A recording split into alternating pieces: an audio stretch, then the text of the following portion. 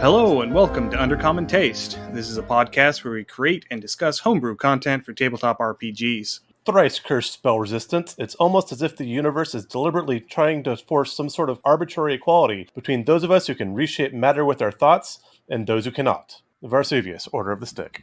I'm Ian Woodworth and I'm joined by my co-host James Daly. Today we have a special guest with us, Elliot, also known as MothProphet on Reddit, who wrote the Reddit post that we referred to a few weeks back when we did our spellcrafting in our Dungeon Master's Guide deep dive episode. Elliot, welcome to Undercommon Taste. Hi guys, I'm really excited to be here, actually. Yeah, we're really glad to have you on. So, you want to start off by giving us a little bit about yourself, whatever you're comfortable with?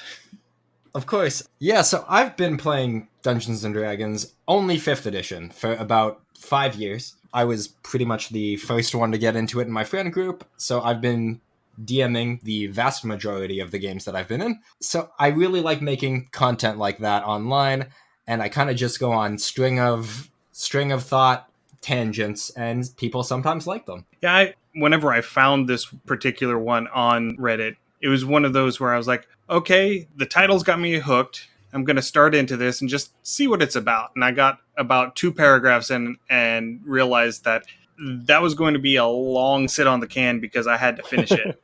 And then I think that's... Go ahead. It was one of those things where the big chunk at the top was really interesting, but what really caught me was that little bit of almost filler that you put in at the end where you were talking about creating your own, I think it was specifically cantrips, but creating your own spells, how to sort of balance those out a little bit so that if your characters wanted another poison or acid spell, you could just take a fire spell and reskin it, and this is how you could do that. Which, I mean, is amazingly well thought out, and a lot of people don't really put that much thought, because again, they go by book as written, or they try to rebuild the wheel, as it were, and then their spells tend to be completely unbalanced. So this was it was subtle, it doesn't change a lot, but it really works, and that was just amazingly well done. Well, thank you so much. I think I stumbled upon the idea that it was just, really you could base all cantrips on a single baseline, you know? It's more or less Ray of Frost or Firebolt were probably the first or second cantrips they made for 5th edition. And to an extent, they definitely just shifted the dice a little bit up or down to make the existing cantrips that we have today. And then sometimes they make Eldritch Blast, and, you know. And Toll the Dead. Yeah. Yeah. But, I mean, the fact that you've only really played 5th edition, or you don't have, like I said, I started playing 3rd edition, but I've always looked back into 2nd edition, some of the older things, you know, going through, and you've had people who've literally played Dungeons & Dragons since it came out in the 70s, and they never made that connection of, hey, it's just they reskin this over and over and over again, and you were able to see that core mechanic, and I absolutely applaud your ability to see that, because that really does simplify creation of things so very much. Well, thank you so much. And I was able to take that because you presented it so very well and extrapolated out a little bit for the spellcrafting guide that we released, which with a little bit of tinkering kind of works up to about 5th level spells. And as we discussed for a little bit afterwards, there are some changes that are going to be made in revisions, one of which being magical bludgeoning, piercing, slashing damage definitely needs to get bumped up a tier slot. Mainly because most of your resistances to bludgeoning, piercing, slashing damage are specifically for non-magical. So there aren't very many things that will actually resist the magical ones. I think a lot of it is that I don't also put a ton of effort into the, 6th level and higher, because also Wizards of the Coast doesn't. They kind of throw the towel in at that point. Most abilities will cap out at about 5th level. That's when Mystic Arcanum comes in. That's when you can't make spell slots any higher than that for wizards with Arcane Recovery. At that point, you're really god level anyway, and the spells can be they can have a bit of a bigger bell curve on that one, so to speak, because they won't change as much as they would if they were overpowered at lower levels, because everyone has got powerful stuff at that point. And I was going to say, unless you start a campaign at a higher level, you often don't see those higher level spells and abilities. Most campaigns tend to cap out around level 10, 11, 12 for the characters for the most part. Like I said, unless you're specifically making a campaign that's going to go higher than that, or if you've got a really good group that has some good cohesion and you can sit there and do like a year-long campaign or something like that. And in the 5 years I've played, I honestly have never played or DM'd a game that has gone that far. So I can't speak to those as much as I can to the earlier games because I've started over and over and over again new games, and I've seen a lot of how the games run at the lower levels more so than the higher levels. Right, so the main thing that we asked you on to talk about is basically the rest of the post that we didn't cover the first time we talked about it, which was talking about this concept that you have of soft vulnerabilities. So, do you want to go into a little bit on what a soft vulnerability actually is and the sort of thing that you were trying to get to with that?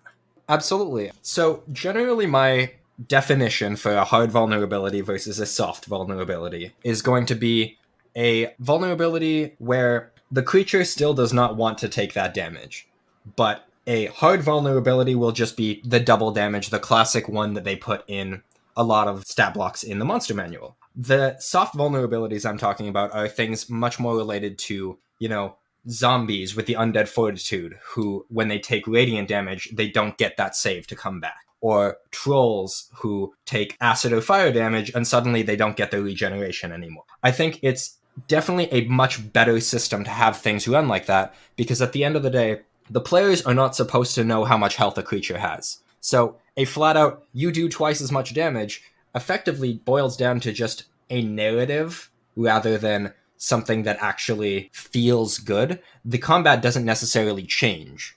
Whereas the flow of a game and the flow of an actual battle changes drastically when the troll stops regenerating or the zombies start actually dying. That is very true. And you bring up a great point, and that's even the most immersive players going to unfortunately be metagaming a bit. Like you said, if you fight 20 kobolds, you're going to start figuring out about where that hit pool is, So if you start trying to account for that, like I said, even the most immersive players are going to do that from time to time. So you bring up the point of those soft resistances, being able to play with that a bit is actually a really good idea. Well, thank you. I think a lot of it is you have to also look at the fact that as a DM myself, it's a trade secret. You always adjust the hit points, right? They go up or down depending on how much you need. And at the end of the day, a vulnerability with that, it basically means that your super strong boss just dies faster. And you don't get the good narrative. And if the players crush an enemy, they don't feel the same level of satisfaction as they do in a bit more of a drawn out fight. They get less time to use their cool new abilities. You get maybe 2 or 3 turns, and that's it. And that's not really what you want. And as much as you feel, oh, look, this radiant damage did extra damage, and you can describe it as a DM as much as you want, it's not going to feel the same as, look, you hit him with that radiant damage, and maybe he's slowed down for 20 feet of movement. Now he can't reach your fighter. He has to waste his whole action dashing. That makes your players feel a lot more intelligent, and it makes them feel a lot cooler, I guess, is as much as I can describe it. I could totally see that, yeah. Yeah, and I really like the system that you're proposing. I can see where Wizards was going with doing it the way they did it because it simplifies things. It does make it easier for the person running the game to keep track of it, but it does sacrifice an awful lot of the narrative aspect to it. It sacrifices an awful lot of the strategic aspect of it.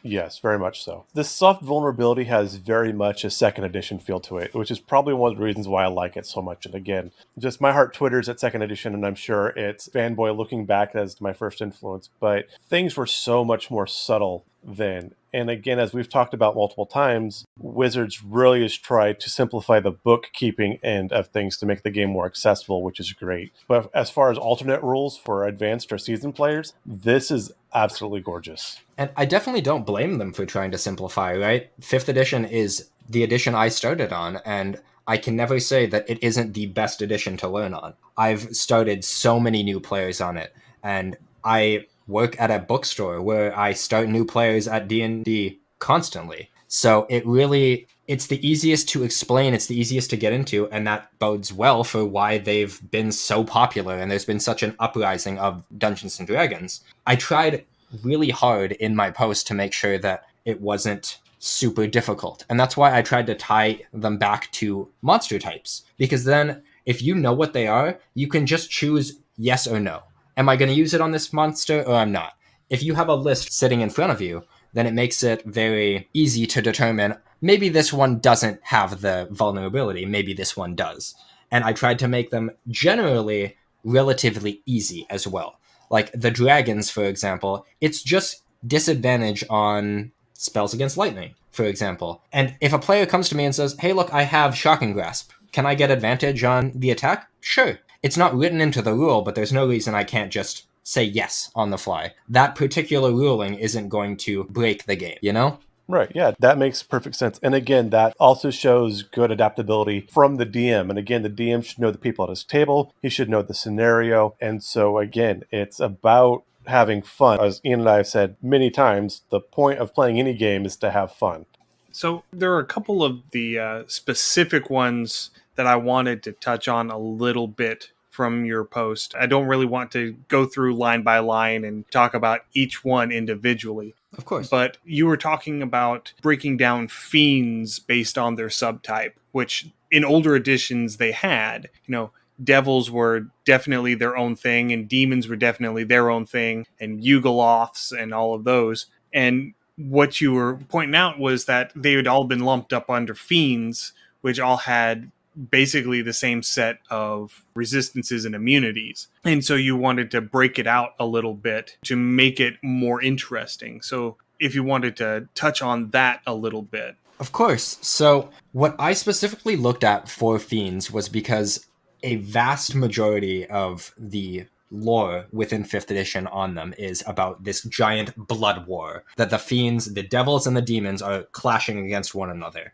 But whatever side you believe in, it doesn't really make sense that this is an endless war that has it doesn't shift one way or another, because either the devils are far too powerful and they would wipe out entire hordes of demons, or the endless demons would eventually overrun the devils. It doesn't really make a ton of sense in that way, where they wouldn't be able to have some weapon against the other one. You'll notice that because they are fiends, a lot of them have fire damage or poison damage, and that's across devils and demons. But their main enemy isn't celestials at this point. It is other fiends. So either they would adapt, or they would have naturally had something to deal with that. So what I decided to do was I chose the demons. I wanted to give them a feature where, fire was especially good against them, because most demons are completely immune to fire, and I pulled that off.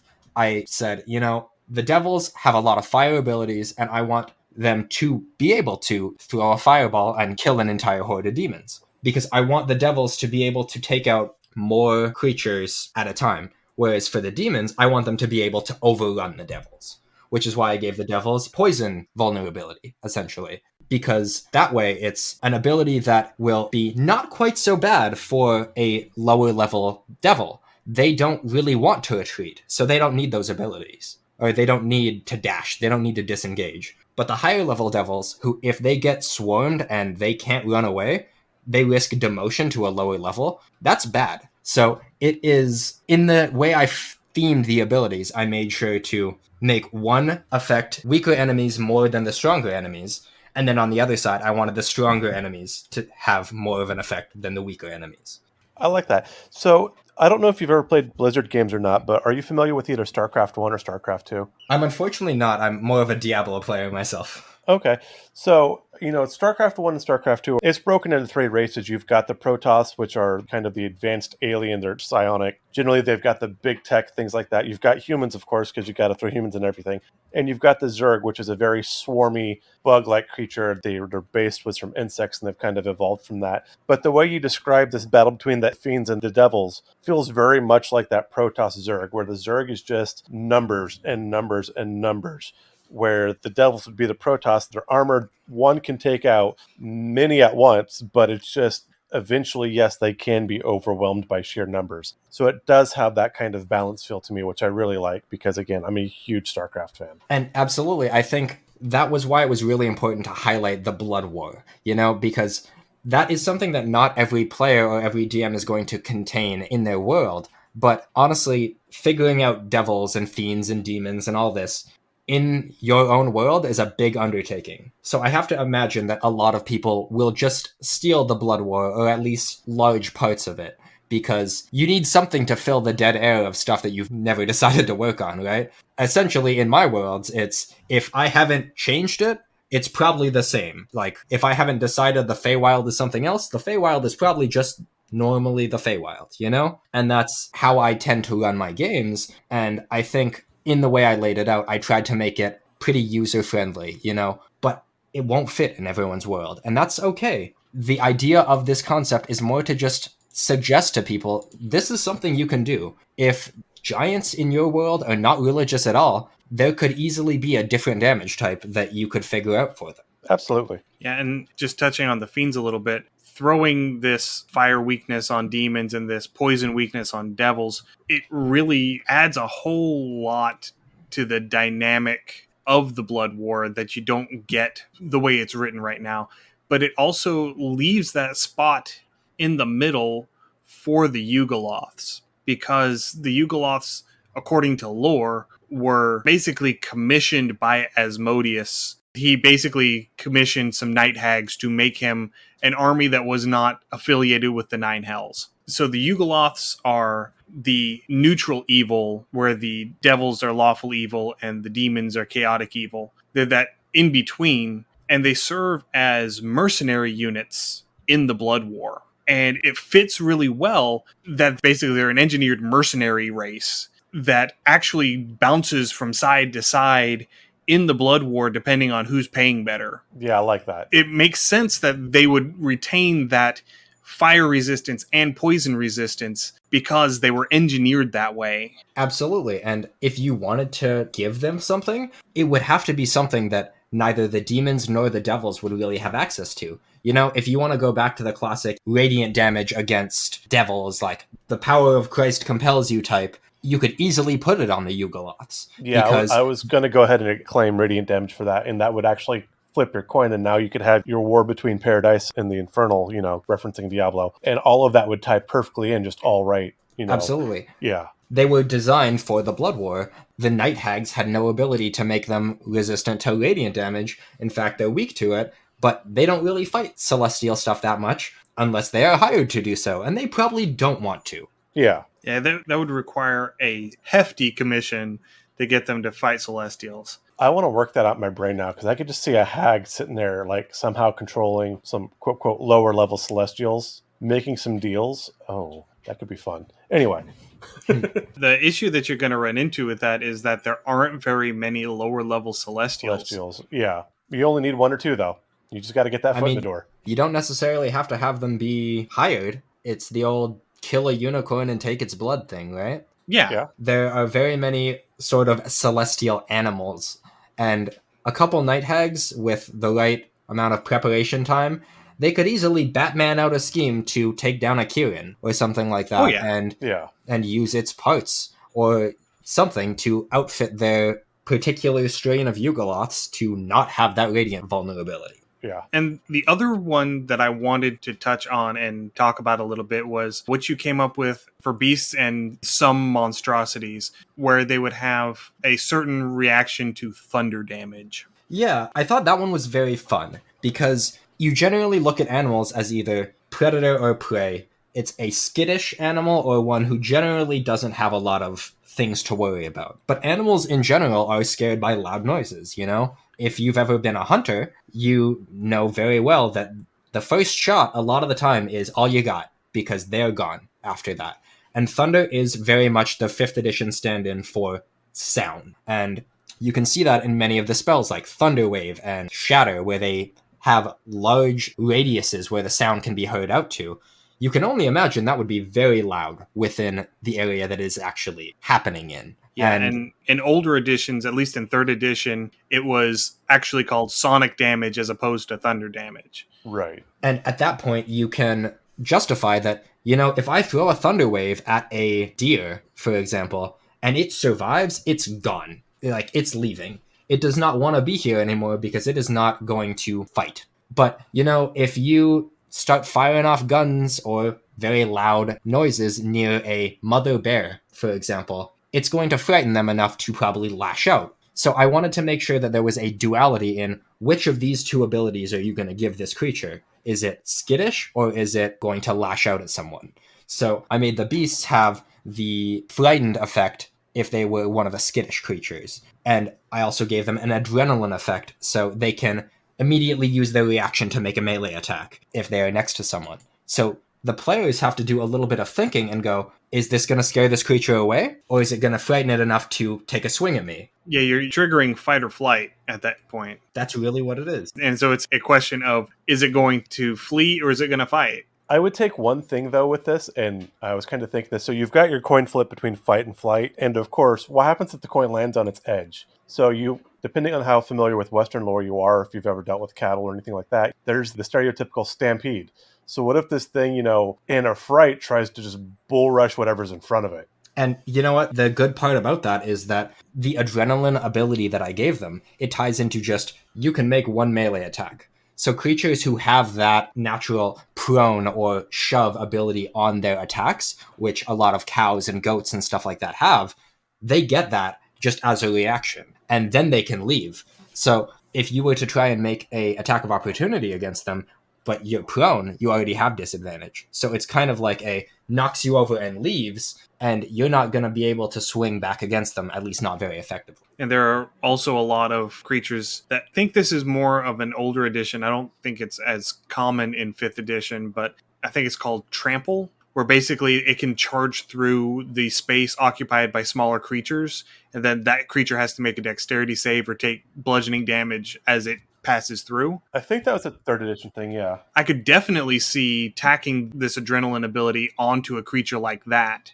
100%. Where, it's just going to book it towards the nearest exit and it's going to bull rush through whoever is standing in its way. Definitely. And I thought there was just as much of a fitting ability for, fire for beasts or monstrosities. In someone else's world, it could just be a torch is enough to make the wolves leave you alone. Or generally another, I'm a big horror fan, So tying that back to, you might be in a nighttime setting.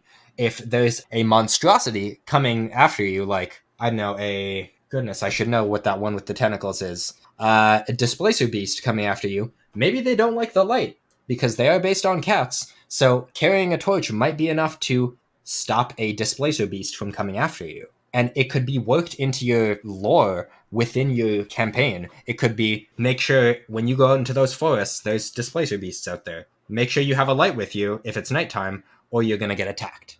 I would love to do that, and it would be very map intensive, but to run a scenario that was based on light management. So very much like there's something like Displacer Beast or something that are held off by your torches or whatnot, depending on range, but either there's wind or your torches only have, okay, fine, you have a torch, but it's only going to last for 5 turns, or whatever, how that would go. That would actually make for a really exciting scenario. And I would almost go so far as to say that it has to be fire. Yes. Magical light, like the light spell, it doesn't have the same effect because it isn't fire. And it is specifically the fire aspect of this light that scares them. It's not light in general because, it's light in the daytime. And while they may be primarily nocturnal, the light itself isn't what scares them, it's the fire. That's a nice touch, yeah, because you could have a bright moon and they'd be like, so the hell what? Yeah, and that would add a little bit to the resource management portion of it because you get a torch will last for 30 minutes or an hour or however long you decide that it's going to last. You have to figure out how long it's going to take you to get from point A to point B, how many torches you're going to need to get there. Are you going to need torches to get there and come back? Are you going to waste spell slots just to kind of keep a middle ground if you're out of torches? Or are you going to start sacrificing, your bag or your shirt because your torch ran out and you need something else that's going to burn for a time? Yeah. Oh, that would be a lot of fun. Oh my God, we got to do that. It really ties back to a lot of classic pop culture, and that's where I get a lot of my ideas from. Really, the whole red flower thing from the Jungle Book, or, the horror campaigns being very much like the Darkwood game. That is a top-down, very scary game that is not reliant on jump scares. It's just you're out there in the woods and it's dark and you can only see what's in front of you and you don't know what's coming up behind you. You don't know any of that. The information is part of the fear and it's part of the adrenaline that will make your players remember that time when we almost died, even if you don't have a single enemy attack them. That's wonderfully immersive. And now this would be hard to do, particularly for me because my vision's absolutely terrible. But running a scenario like this or like a one-off, Under candlelight. Absolutely. You know, there are plenty of good YouTube channels that provide excellent ambient music, or even not music, just ambient tracks that just last for 8 hours. Your game's not going to go that long, so you can just throw that on towards the beginning, have it be just enough that you can hear it in the back, but it's not disrupting what you're trying to accomplish. And you have the potential for a very scary game for those who are a little bit more skittish. And that's not something a lot of people think about in 5th edition. Let's break out our hags and do this, and we could have a whole like Blair Witch scenario. Yeah, once we're able to actually meet and play in person again, that would actually be a whole lot of fun. Yeah.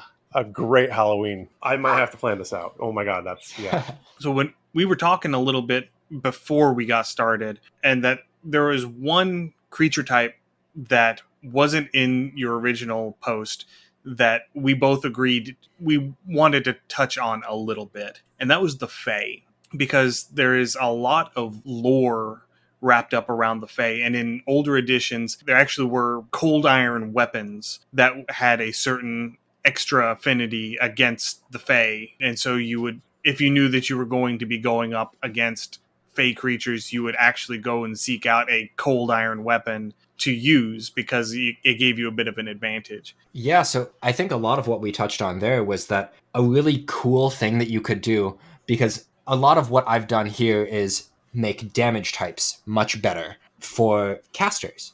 The majority of martial characters do not have abilities that deal radiant damage, fire damage, that kind of stuff. It's not super common. What we talked about for the Fae was that you could have their pseudo weakness be a vulnerability or a soft vulnerability to non-magical metal weapons. Yeah, so that would be, the reason to keep that great axe that you started off with at level 1. That would be the reason why you would just keep this regular mundane weapon around. If you knew you were going to be coming into a lot of contact with Fae creatures, because they are, as Fae creatures, inherently magical, that perhaps by throwing an enchantment onto a weapon, by making that weapon magical, you're bringing it more in tune with the physiological nature of Fae creatures in general, but where a just standard mundane steel weapon would be completely anathema because there's no magic to it.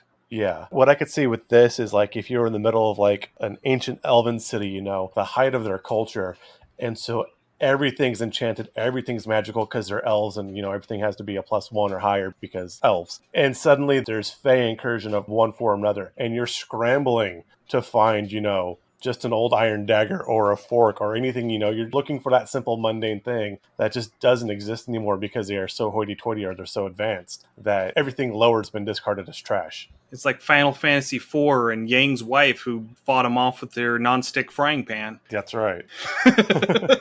And at that point, it might even force someone to disenchant weapons that they have, and just in a hard situation where they're like, oh, goodness, I have something bad coming. Like, if you have someone in a Feywild city like that, you're really putting the ball in their court. Forcing someone to disenchant like an ancient heirloom or something like that, because it's just the only thing around that's even close. And I think an interesting thing about that is we have to imagine that Fae are very much tricksters, right? Imagining that maybe they have some degree of control even over magical weapons.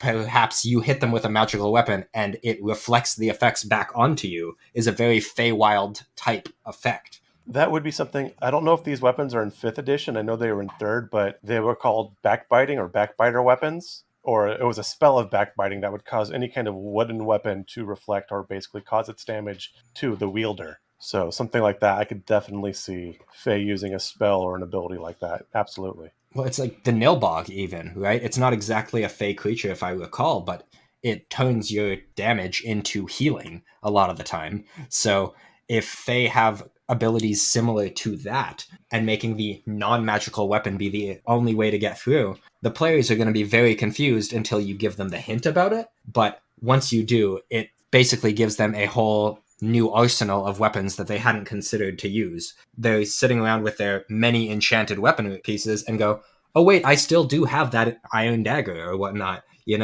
It's very cool. Yeah, and I could even see from just a simplicity standpoint, maybe even going so far as to say that a magical weapon inverts its attack and damage bonus whenever you're attacking a Fae. So a +2 longsword ends up becoming a -2 longsword against the Fae. Oh, that's very cool. Oh, that is insidious and beautiful and I well love done. that. Yeah, that one just came to me. So sometimes I have brilliant ideas. Yes. They're few and far between, but sometimes I have them. That was beautiful. Yeah, I love that. Beautifully done. But yeah, that would be a way, especially for a higher level Fae, a Fae creature that would have a little bit more control over the magic around them. That would be something that you could throw on them to really add a little bit of interesting bit to that encounter, largely because if you look in the monster manual, there aren't very many high CR Fae.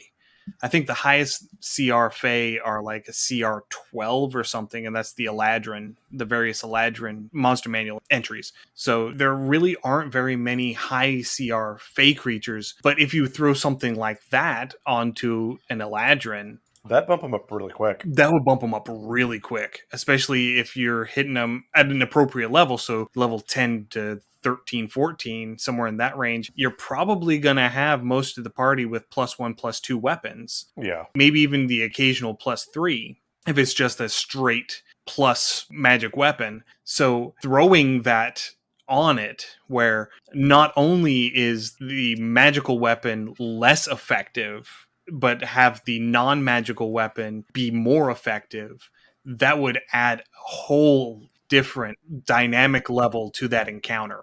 I need to throw that in the Feywild campaign. And I mean, honestly, if you're in a Feywild game and it takes place almost entirely in the Feywild, it gives you the potential to run a quest for some large artifact that has a number of stories behind it. And then the players find it and it's super good at killing Fey. But when you take it back to the normal world, it's just a normal axe. And all of the stories and everything about it, it's not magic, it's just folklore. And that absolutely seems like something that fits into a Fey-based campaign. Yeah, that's where you go and you find Wuthrad. Ysgramor's axe from Skyrim, because the whole thing about it is, I think it deals 20% additional damage to elves. So just have it be, it deals extra damage to Fae, and all that it is that it's just a non-enchanted great axe. I like it. It's just really fancy looking, but it's just a regular mundane great axe. But yet the Fae, knowing that would probably put so many lords, making it sound like it's cursed to the wielder or whatever, so nobody wants to pick this thing up. Yeah, I absolutely love that. So you said you had a couple of other little things that you'd been working on recently that you wanted to touch on. So what have you got cooking? I'm always working on things, but it depends on how long they take.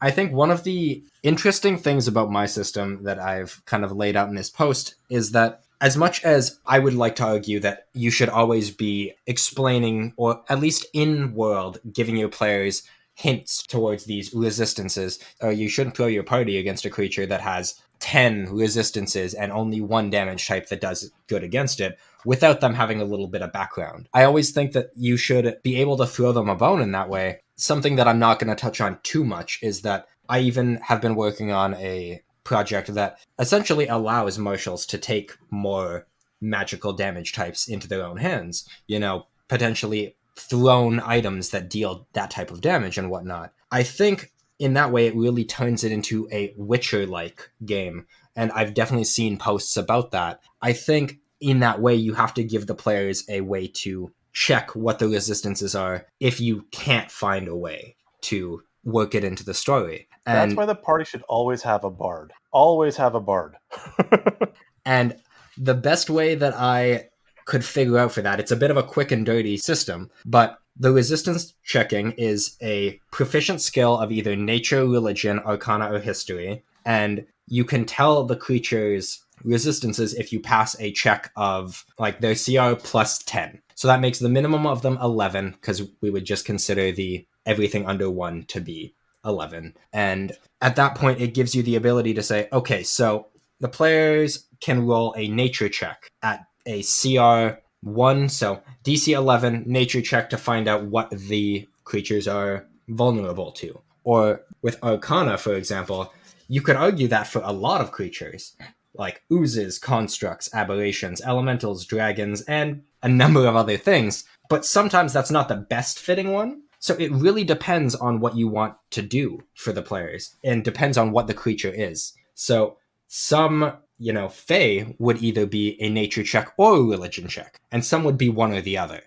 But you could just as easily say, look, there's no way for you to know this information, so it's not going to work this time. I think giving the players the ability to do that as an action is really important. And an action is specifically what I chose because I don't also want it to step on the toes of the Monster Slayer Ranger, who gets a very similar ability at level 3. They get an action to learn vulnerabilities, resistances, and it doesn't take a skill check, and it's guaranteed. So it's already slightly better, but in this way, I think keeping them both as an action, the Monster Slayer is just the best at it. I But like that. Have you ever played the old Neverwinter games? I haven't. Okay. So again, I've played a lot of video games, more than I probably should have in my youth and current, but I enjoy my video games. But going back, old Neverwinter was based off of 3rd edition, I think a little bit of 2nd edition. But there was abilities at some point, and I forget exactly what the spell or the ability was, but you could put points into it, and a lot of other RPG games have built on this too, where like the first stat would give you, an idea of vulnerabilities, and if you put another level into it, you could actually learn how many hit points your opponent had left type thing. And again, it was that way to see and get a feel of combat. A lot of the things you're suggesting feel like some of these stats from these old games that I remember that I enjoyed. Even like your whole soft resistance post, which was great, feels a bit like Divine Divinity, which was an old 90s or early 2000s game. And that was a lot of, you had to figure out what type of creature it was and figure out, an elemental or a magic type to match against that for whatever bonus, because you needed to eke out whatever little extra bonus damage you could get or ability scores you could get. And like I said, a lot of what you wrote up has that feel of some of those older game systems, which were just, I loved how they worked. So when I was reading your post, I'm like, this is like all the good parts of the games that they threw away trying to pare back. So I was really excited for those. Yeah, I actually do a fairly similar thing in my home game where I will allow my players to make an arcana, religion, or nature check to try and figure out what it is that they're fighting up against. Those would be the specific ones, but they could instead, if they're not trained in one of those, they could make a history check against anything with a slightly higher DC. Absolutely. To see if they know any lore about what they would be fighting. And so, just as an example, just pulling numbers out, let's say a DC 8 Arcana check to figure out what type of creature it is. 11 would give you the identity of the creature, what exactly this thing is. Then a 14 would allow you to get their immunities. 17 would be their vulnerabilities, and 20 would be their resistances, or something along those lines. So there is a gradient there where the better you do, the more you learn. And you would have to obviously adjust that a little bit depending on the CR of the monster you're facing, so how rare this thing is. Absolutely. And I think a lot of that is I think that's more of a 4th edition mentality, if I'm not mistaken. I haven't played Yes. 4th edition, but the first D&D book I ever had was a 4th edition monster manual, and I knew nothing about the game. I just liked looking at the pictures because I was very young. But as far as I remember, it has tables in there that say, DC this, and you learn this fact about the creature, which really is cool because you get to do lore dumps for the players if they want them, because it is their choice. And that monster manual has gotten so many people to play the game. It's the art. It totally is the art. And so when we're doing our episode with World Build with Us, which, I'll go ahead and, if you haven't gone back and listened to that episode, listen to that and check out their episode. But they talked about, and it was the monster manual that got them interested in the D&D as well, which is kind of awesome. You got that similarity going. The other thing I was going to throw in, kind of talking about the monster manual and those lore dumps. Have you seen, I'm guessing Ian has, but How to Train Your Dragon? Yes. So in the first one, you remember, I forget who it was, but you had the two brothers, and that's what they did, is basically they were running around with, the cartoon version of the monster manual, but they were able to go, oh, it's this, and they'd flip through, and I mean, that would totally be metagaming, but they were going through and they were flipping through and finding the creature so they could know, oh, it's this, it has these resistances and this weaknesses, and you can do this and this and this with your dragon, and that's kind of talking about having to roll that Arcana check or I'd even make that just a straight intelligence, or a history check or whatever, But again, having that wizard or that bard with the book sitting there trying to flip through, find the monster in the monster manual. I've definitely heard of people just straight up giving their players an in-world version of Volo's Guide to Monsters, right? That is an in-world character who exists. So that book technically could exist in-world as well. But the interesting thing about that is that it is canonically not correct. Right. Canonically, Volo makes up a lot of his stuff. So you could easily give them things that are wrong. So it's like any other medieval text. Yeah, and if you go through the actual 5th edition Volo's Guide to Monsters, there are notes from Elminster talking about how Volo got it wrong. Right. Which again would be like any other medieval text. Absolutely, yeah. I think the difference between that and the check is that with the check, you wouldn't want to give incorrect information. What you would want to give is incomplete information, because you don't want to point the players in a bad direction and then go, haha, I gotcha. It's more of you remember that this creature has something that deals with fire damage, but you don't remember whether it's positive or negative, and they get the choice. Yeah, you can be very vague. There's the whole thing which I call fairy truth, where it's true to the letter. However you interpret it's on you, but to the letter it is true. So yeah, those are definitely tools that a DM can use to work with. Yeah, but the only time that I would even consider giving false information is if they actually roll a natural 1 on their on their knowledge check. But because 5th edition specifically does not have critical failures for ability checks, I would still be hesitant to do that, because it would have to be a critical fail that actually advanced the narrative. Yeah. I don't want to just say, no, you don't get it. I would give false information if it helped develop the story. Again, like if we were in a town and we were looking for a hag coven and you found, hey, here's a local lore book on witches that just happened to be written by one of the hags, but the party doesn't know it, then I'd fill all kinds of false information so they could realize that maybe that book is flawed, and maybe perhaps there's something involved with whoever wrote the book might have a vested interest, so they can kind of cast some dispersion or something like that. Yeah, it gives an in-world reason for that to exist, right? You don't just lead them in the wrong direction for no reason. People don't frequently remember things completely the opposite of the way that they are. I mean, I do, personally. I don't have a very good memory. But it's not a super common thing, and it doesn't feel good in-game either, where you feel tricked, and we are so many steps away from that adversarial DMing thing now that it's not for me. And right, yeah, and that goes back to rule number 1, which applies to the DM, probably doubly so than to the players, but don't be a dick at the table. Absolutely. And just don't be a dick in general. Oh, yeah. Don't be a dick in your everyday life either, James. Well, that requires a little bit more extra effort. I can pretend for 3 to 4 hours at a time, but more than that, and, I'm going to need a nap and a cookie and... Just one cookie? Well, I mean, depending on how I'm feeling that day. I do have to watch the sugar now. Yeah. All right. Well, it's been awesome talking with you. And I wanted to get back to something that we did the last time we had someone on for an interview, which is I want to make a creature on the fly, because we are a homebrew podcast, and this is something that we just really enjoy doing. So I'm going back to the weird bug generator that we used back in the cultural appropriation episode with Emily. So if you've got your dice, which I do, we're going to start rolling us some dice. Hooray for critters. Excellent. I'm going to go ahead and skip over the first one, which is a 1d2 roll over whether or not it metamorphoses, because I don't want to go through this twice. Fair enough. We're at almost an hour recording time.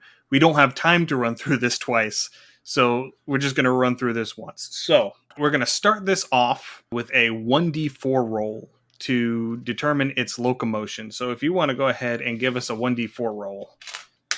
3. It burrows. Ooh. Oh, like nice. We have a subterranean critter here. My favorite. Okay, I'm seeing honey badger. Let's go. Come on, honey badger. Well, depending on what this one is, we might actually end up getting there. Next is a 1d6 roll for what does it eat? 2.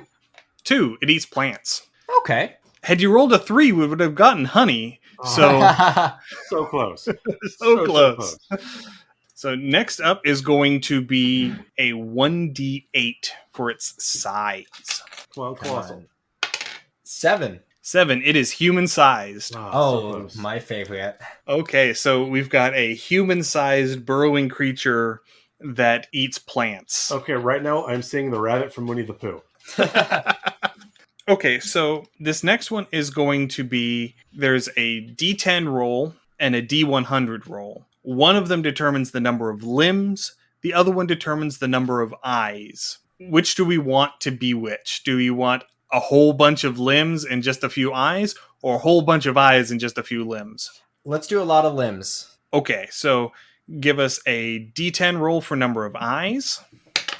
9. 9. Okay, this will be interesting. The last one we did had an odd number of eyes too. And then a D100 roll for the number of limbs. 37. 37. All right, so it's got 37 limbs and 9 eyes. Okay, so this will be interesting. I mean, I'm still seeing we can still get sort of a centipede sort of. I'm a big Creature fan out of of this. centipedes. The human-sized centipede? Yeah. Yeah. I mean, we're basically making a carrion crawler at this point that eats plants instead of people. But yeah, so we've got our burrowing creature that eats plants, is human-sized, has 9 eyes and 37 limbs. All right, first off is going to be a D12 for its method of defense. 6. 6. It has horns. Oh, I'm liking nice. this thing.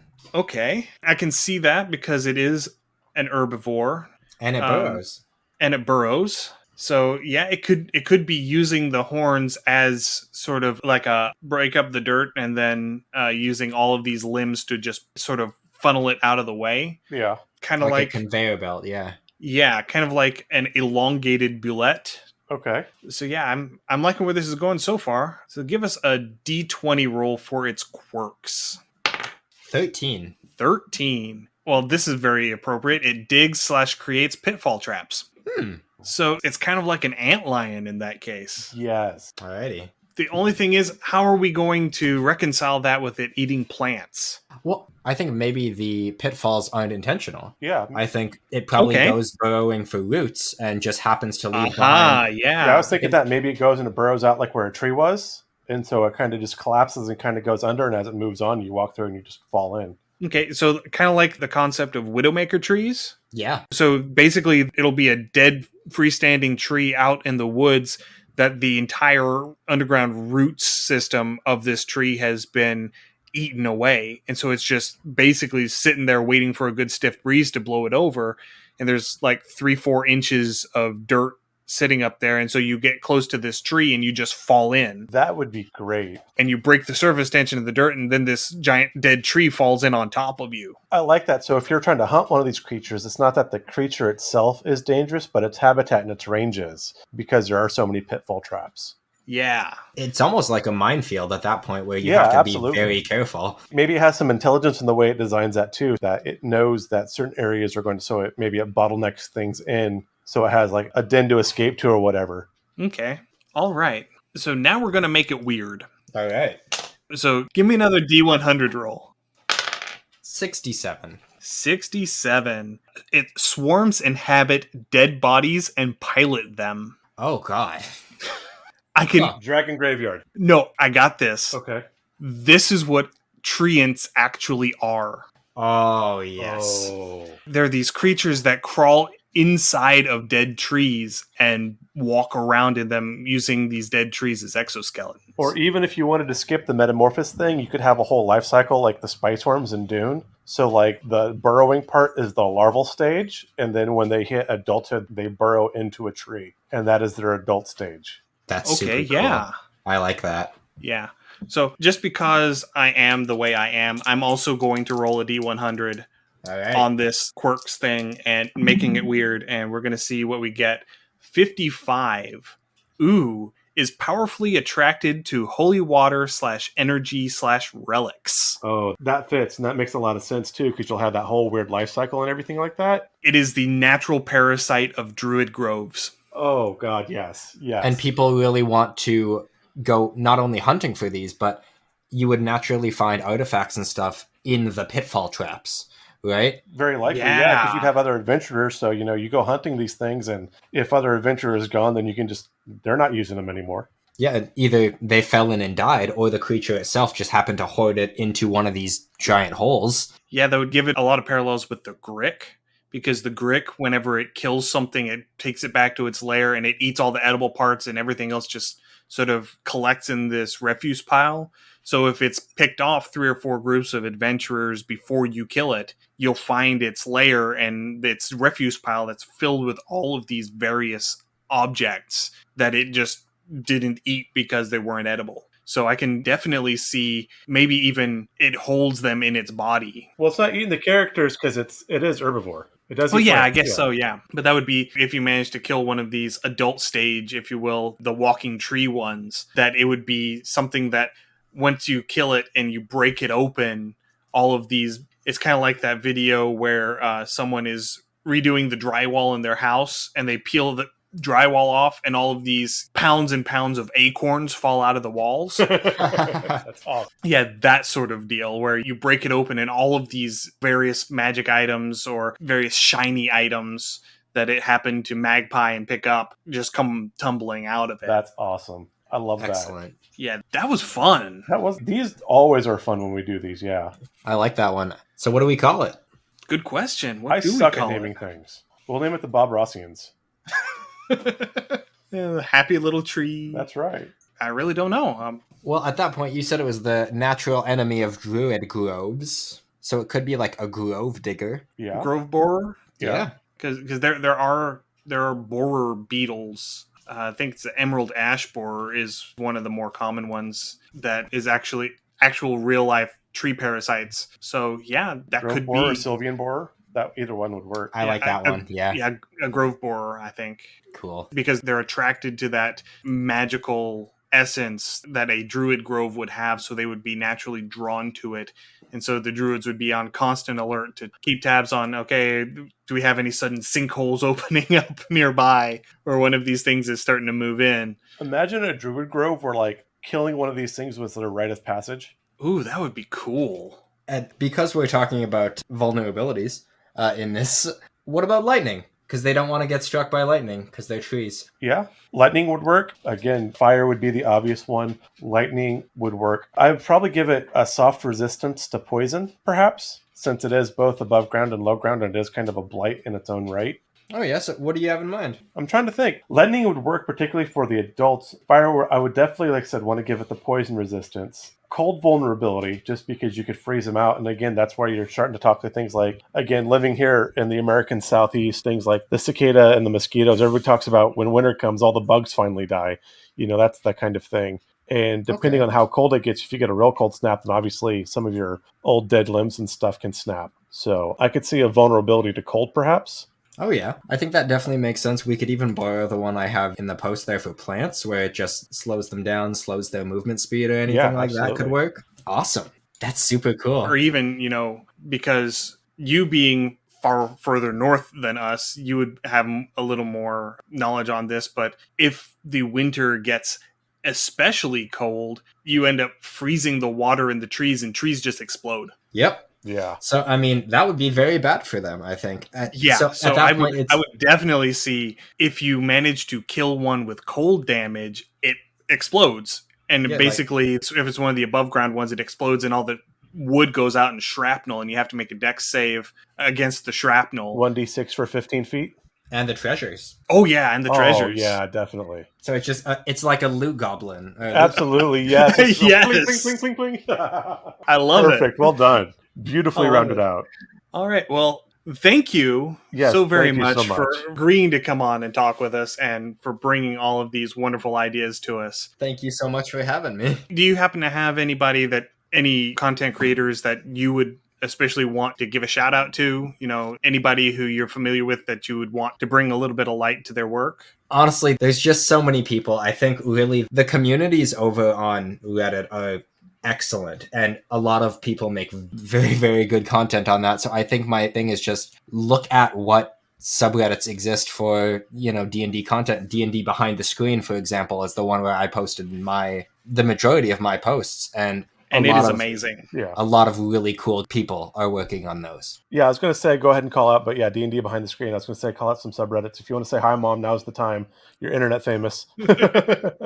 I told a couple of my coworkers about this, so I'm sure they'll be Awesome. hearing about it. Actually, you know what? You worked in a bookstore. Do we want to see if we give them a plug for the bookstore? So, I mean, if people are listening in the area, then say, hey, check out the bookshop, or... Yeah, I mean, if you want to go ahead and shout out your bookstore, you can go ahead and do that. I think my Reddit's a little more anonymous than that, but That's fine. If Yeah, you, no, if no. you're- support your local bookstores, I guess. Yeah, is really, yeah. We don't like Amazon here, so go spend some money at your local independent bookstores, especially with COVID going on. They need it. Awesome. Well done. and go to your local game stores so you can actually buy the cool alternate cover books. Because they Absolutely. don't cost anymore, you can just only get them at your local store. And you get some of that awesome art. Like I said, and that art really does bring a lot of people to the table.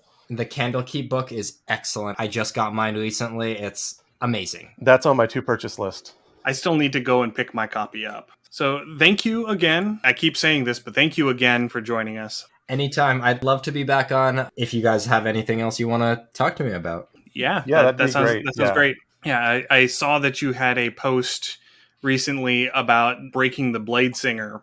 I haven't gotten a chance to read it yet, but we may have to talk a little bit after I get done reading that. Absolutely. I've got a lot of posts on there, and a lot of them didn't get a ton of attention. So I personally find a lot of them to be really fun. So check me out on Reddit. I try to post new stuff occasionally, very infrequently, but MothProphet on Reddit. Awesome. So if anyone listening has any comments that they want to give for our show or any ideas that they want us to cover, you can send us an email at undercommontaste@gmail.com or send us a direct message through our Twitter account at UCT Homebrew. I'm still doing my Shakespeare and Insult page-a-day calendar inspired roleplay prompts 6 days a week. They're going up on the Twitter account, and then they go up onto our Instagram and Facebook accounts at Undercommon Taste. We have recently started our Patreon account. So if you like what we are hearing and you want to help us a little bit financially, go ahead on over there to patreon.com/undercommontaste. We'll have a link to it in the show notes. We're also developing some nice trinkets and tidbits for our different patron levels, and eventually, hopefully, we will actually be publishing some of our works too. So you'll be able to find those there. It's not just a here, toss us a coin, but we actually do have, like I said, some really neat things we're working on bringing to our listeners as well and our patrons. Yes.